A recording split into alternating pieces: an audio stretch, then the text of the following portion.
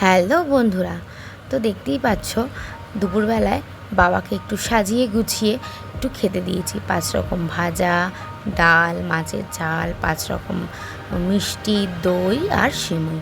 তো বাবা এখন খেতে বসবে, তার আগে বাবাকে আমি একটু সিমুই খাইয়ে দিই।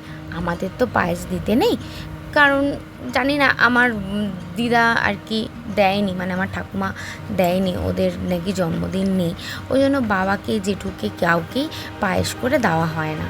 তো আমারটা হয়, আমার মা দেয় আমাকে, কিন্তু বাবা জেঠুকে দেয় না। তো যাই হোক, তাই জন্য আমি একটু সিমুই করে দিয়েছি।